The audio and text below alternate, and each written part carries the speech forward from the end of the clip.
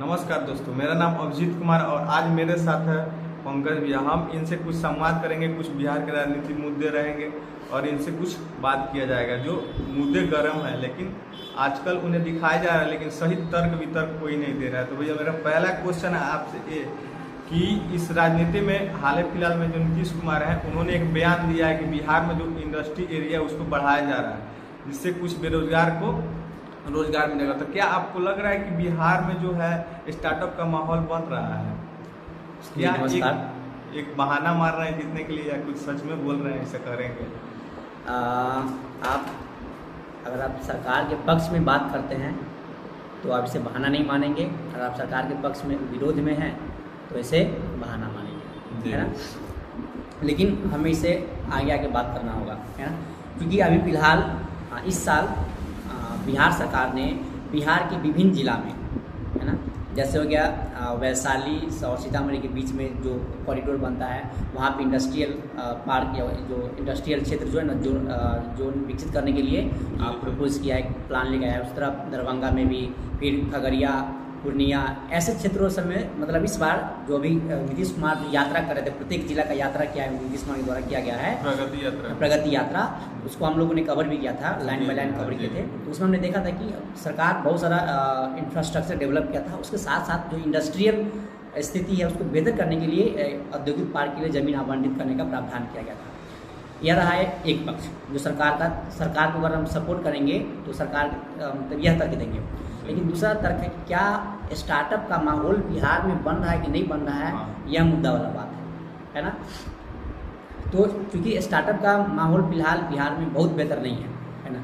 जैसे अगर आप पश्चिम चंपारण में देखेंगे तो चनपटिया एक स्टार्टअप जोन वाला क्षेत्र घोषित किया गया है ना, लेकिन वहाँ का मेन मिले नहीं चलता। हाँ, लेकिन वहाँ पे जो मेल जो इस स्टार्टअप को लीड करना चाहिए था, एक इंडस्ट्री वहाँ पे पहले से है, वहाँ मिल आज भी बंद है ना। दूसरा बात, वहाँ पे स्टार्टअप जोन तो घोषित कर दिया गया, वहाँ पे ज़मीन भी आवंटित किया गया, लोग वहाँ पे ज़मीन बड़ा बड़ा ऑफिस के लोग ज़मीन भी ले लिए। लेकिन दिक्कत क्या है कि लोग ज़मीन ले लिए, लोगों को बैंक से लोन मिल गया, लेकिन इसको फ्रॉड की तरह लोगों ने यूज़ किया। लोगों ने उस पर काम ही नहीं किया, पैसे रख लिए और ज़मीन भी रख लिया, है ना। अब वैसे ही पड़े हुए हैं। अब चनपटिया में अगर आप जाएंगे तो आप ऐसे देखेंगे, उसमें कोई परिवर्तन नहीं देखेंगे। दूसरा, इस तरह बीटा है, पटना के साइड में आप जाएंगे तो बीटा है, वहाँ की स्थिति बहुत बेहतर नहीं है। या हम जो प्रत्येक दिन जो न्यूज़ में समाचार आ रहा है हम उसके आधार पर बात कर रहे हैं, या मेरा व्यक्तिगत विचार नहीं है ना। तो वहाँ भी क्या देख रहे हैं, वहाँ भी स्टार्टअप जोन और इंडस्ट्रियल उद्योग स्थापित किया गया था, लेकिन स्थिति वहाँ भी इसी तरह कमोबेश है। सरकार ने भरपूर प्रयास किया है ना। दूसरा बात, तो यहाँ पर ये देखने से क्या लग रहा है कि ये स्टार्टअप जोन जो माइंडसेट है वह ग्रो नहीं हो पाया। दूसरा, एक तो ये हो गया। दूसरा क्या है कि स्टार्टअप जोन ग्रो नहीं होने का कारण है कि स्टार्टअप करने के लिए हमें चाहिए बैंक से लोन, है ना।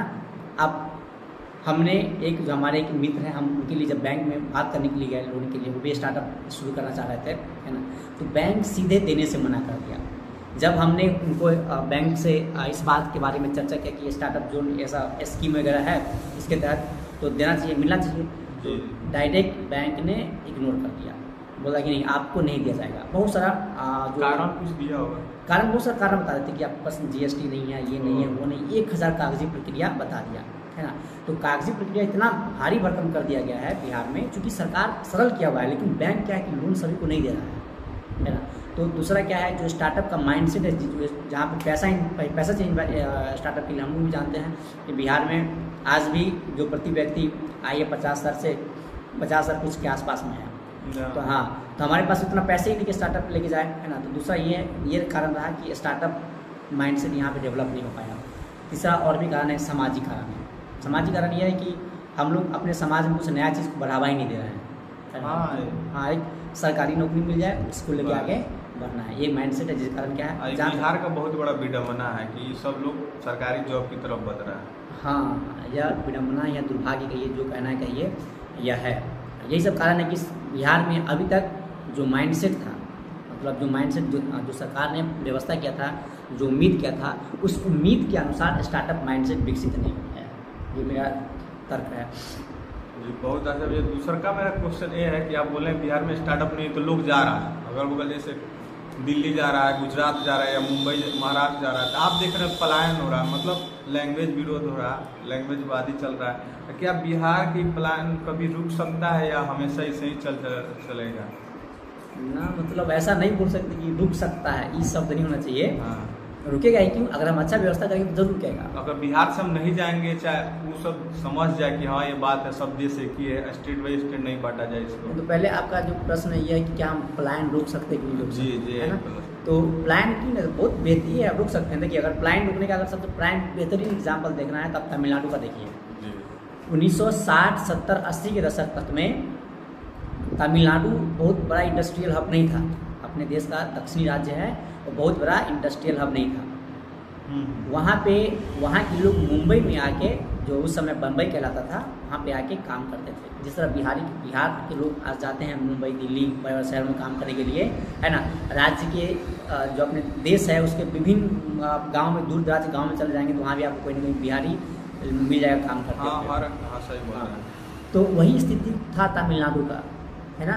लेकिन तमिलनाडु के साथ में एक 70-80 दशक में एक समस्या शुरू हो गया। समस्या यह था कि जिस तरह अब चूँकि तमिलनाडु के लोग मुंबई में आके काम कर रहे थे, अब मुंबई में आके काम कर रहे थे तो मुंबई वाले को लगा कि उसका काम धंधा, उसका सारा काम तो तमिलनाडु को छीन ले, बम्बई मतलब मद्रासी, उस समय उसको मद्रास बोलते थे, तो मद्रासी लोग छीन के लेके जा रहा है। हाँ, किसी को दुख भी लगे कि हमारे यहाँ आके वो कर रहा है लेकिन हम ऐसे ही पड़े हैं। हाँ, तो इस चीज़ को ध्यान रखते हुए बाला साहब ठाकरे, है ना, एक आंदोलन चलाया, एक मूवमेंट चलाया, है ना। उस पर एक फिल्म भी आया हुआ है, बाल ठाकरे का मूवी है। आप उसमें भी बहुत हद तक बेहतरीन चीज़, मतलब जो सच्चाई उस समय का दिखाया है, तो आप वहाँ से देख सकते हैं, है ना। तो उस समय क्या हुआ कि तमिलनाडु के जो लोग थे, जो मजदूर थे, जो कामगार थे, उसके साथ में बहुत अच्छा व्यवहार नहीं किया गया। उसे भाषा के आधार पर उससे जिस तरह आज बिहारियों को मारा जा रहा है, उस समय उसे मारा गया, उसको ज़बरदस्ती महाराष्ट्र से, मुंबई से निकाल दिया गया, है ना। अब जब निकाल दिया तो ये लोग वापस तमिलनाडु गए और वहाँ पे सरकार पे दबाव बना। इतना लोग जो आगे वापस आ गया है, सरकार पे दबाव बना, है ना। और उसके बाद सरकार वहाँ पे धीरे धीरे इंडस्ट्रियलाइजेशन की तरफ, औद्योगिकरण की तरफ बढ़ा। आज तमिलनाडु, है ना, बेहतरीन, मतलब उद्योग के मामले में बहुत बेहतरीन प्रगति करने वाला राज्य है ना। महाराष्ट्र के बाद उसका स्थान आता है, इतना सारा इंडस्ट्री लगा लिया है। अगर हम सही, अब वही सेम स्थिति बिहार के साथ में हुई है ना। देखिए हम बिहारी हैं, दिल्ली में जाते हैं वहाँ भी गाली सुनते हैं, हिमाचल में जाइएगा तो बिहारी गाली शब्द है, वहाँ पे बिहारी बंगाली गाली के रूप में प्रयोग किया जाता है आपस में, है ना। गुजरात में तो कुछ 2014-15 के आसपास में मामला भड़का था, बिहारियों को मामला वहाँ से भगा रहा था, है ना। महाराष्ट्र में चलते आ रहा है ना। अब यह जहर क्या बोलता है, बंगाल में भी फैल गया, असम में भी फैल गया। अब असम, हाँ, बिहार मतलब हिंदी भाषी लोग को, मतलब सामान्यतः बिहारी लोग को अब असम और बंगाल से भी निकाल के फेंका जा रहा है, वहाँ पे भी गाली गलौज किया जा रहा है ना। बहुत सारा ऐसा वीडियो दिखता है, ये हो गया, है ना। अगर हम इसके अलावा भी देखें, है ना, सबसे विडम्बना वाला बात यह है कि जो झारखंड बिहार का भाग था, आज से 25 साल पहले बिहार का भाग था, अब वहाँ पे बिहारियों के साथ दुर्व्यवहार किया जा रहा है, वहाँ पे बिहारियों को टारगेट किया जा रहा है ना। देखिए पहले क्या था कि लैंग्वेज बैरियर था, लैंग्वेज अवरोध के रूप में काम कर रहा था, है ना। अब चूंकि झारखंड में हम क्या बात करें, वहाँ भी सेम भाषा है, सेम कल्चर है, सब कुछ सेम है, फिर भी वहाँ पे बिहार के साथ बदतमीजी किया जा रहा है ना। अगर अब वहीं से लोग अगर वापस जब आने लगेगा, फिर दबाव बनाया जाएगा, तो हम सरकार फिर इंडस्ट्रियलाइजेशन की तरफ, जो कि अगर हम जैसे प्रशांत किशोर का कहना है कि बिहार को हम इंडस्ट्री के स्तर पे, मतलब भारी उद्योग लगा के विकसित नहीं कर सकते हैं, इसे सर्विस सेक्टर में विकसित करना पड़ेगा, है ना। तो किसी भी तरह विकसित करें सर्विस सेक्टर में, जैसे हॉस्पिटल हो गया, है ना, बड़ा बड़ा IT कंपनीज हो गया, अगर उसको हम ला के रखते थे, ये सब सर्विस सेक्टर का ये है कंपनीज है, अगर हम उसको ला के रखते हैं तो हमारे यहाँ भी क्या हो सकता है, पलायन रोक सकते हैं। मतलब इस पर हम काम करे थे। वैसे हम बहुत सारा जो इकोनॉमिस्ट है, अर्थशास्त्री है, उनका मानना है कि बिहार में अगर पलायन रोकना है तो औद्योगिकरण बढ़ाना पड़ेगा, लेकिन वहीं पे एक प्रशांत किशोर तो बोलता है कि औद्योगिकरण से हम नहीं रोक सकते हैं।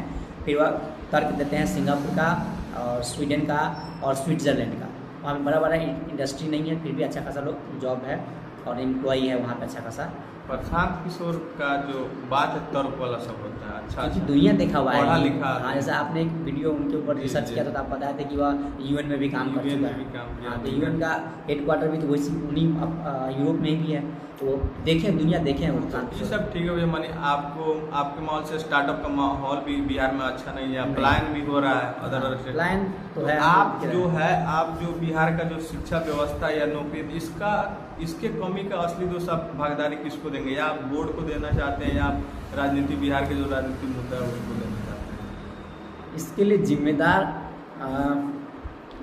सिर्फ और सिर्फ न सरकार है न सिर्फ बोर्ड को दे सकते हैं, इसके लिए जिम्मेदार सामान्यतः जो हमारा सामाजिक संरचना है लगभग वह भी है। सामाजिक संरचना कैसे है, हम लोग ऐसा तो नहीं कि टैक्स नहीं भर रहे हैं, हाँ, टैक्स भर रहे हैं, है ना।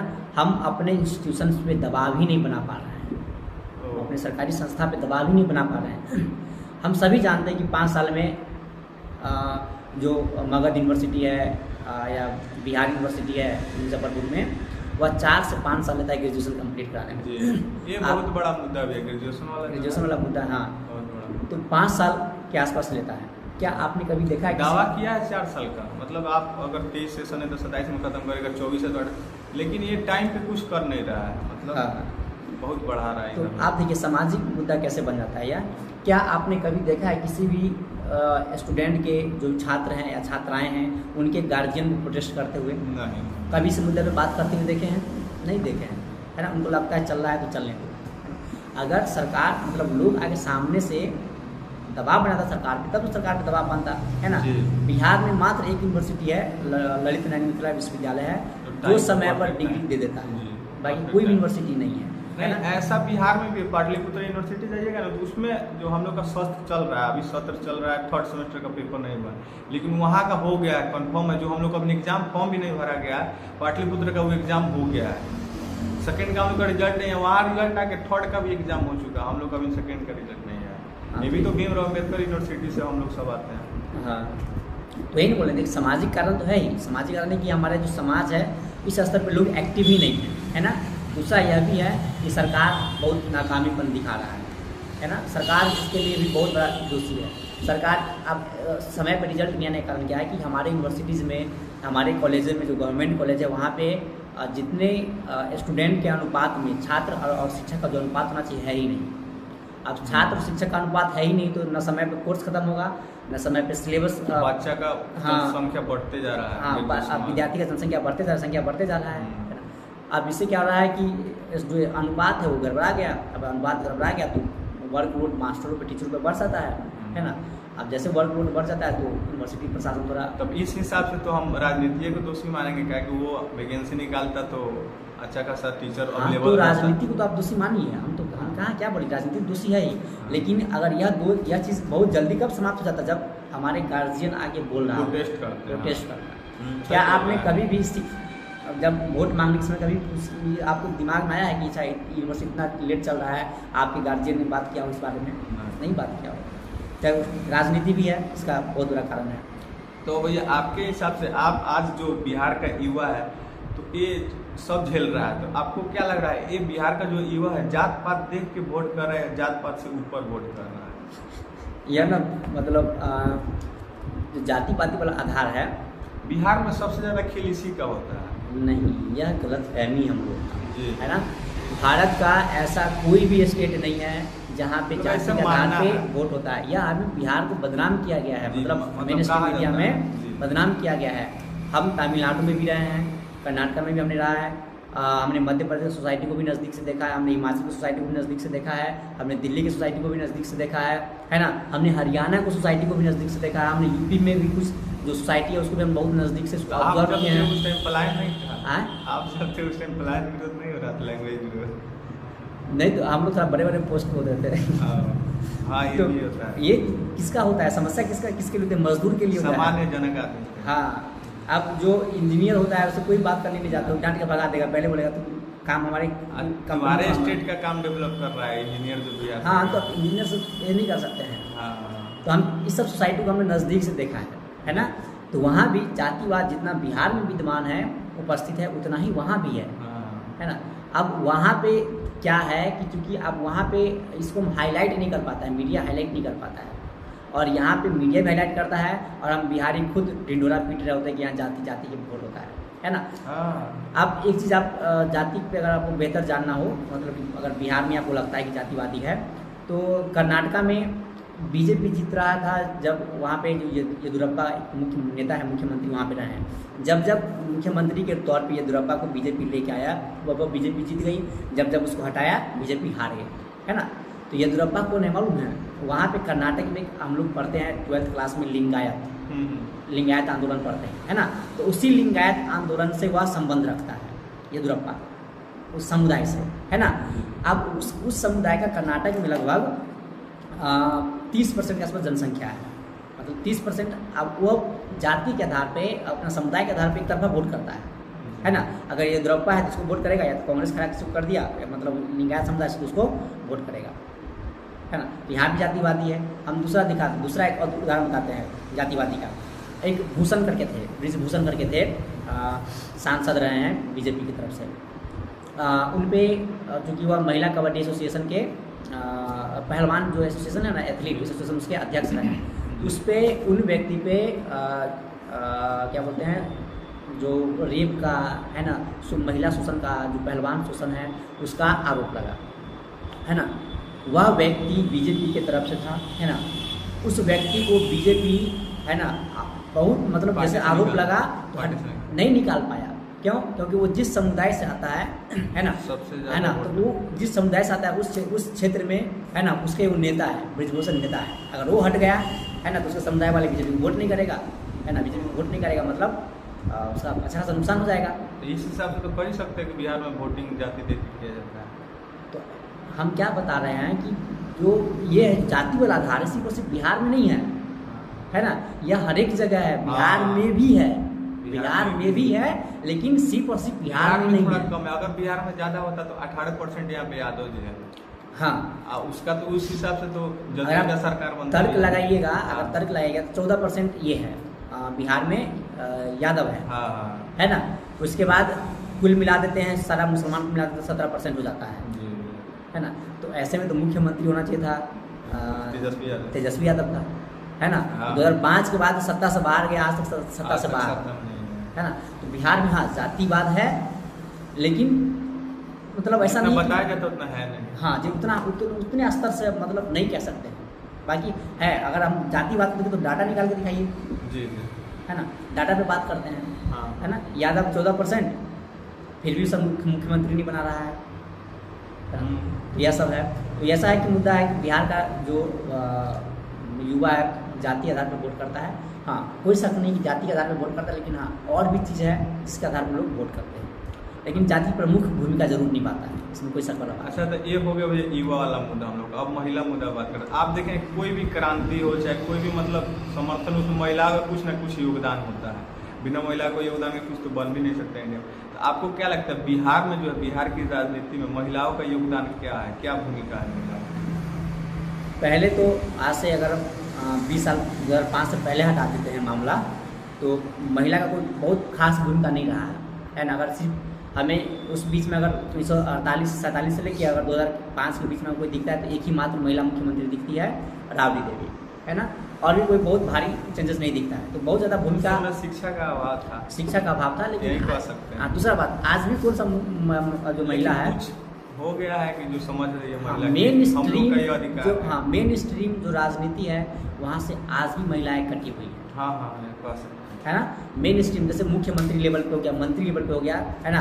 तो जो कुछ सीट डिजर्व है वही सीट महिला को दिया जा रहा है ना। तो बहुत मेन स्ट्रीम मीडिया में मेन स्ट्रीम जो राजनीति है वहाँ पे आज भी महिलाओं के सामने समस्या है ना। उनका राजनीति में भागीदारी आज भी न्यून है, बहुत मतलब न्यून तो नहीं कहेंगे, लेकिन हाँ बहुत ज़्यादा भी नहीं है और बहुत बेहतर भी नहीं है, बस सामान्य सा है, सामान्य से भी कम है।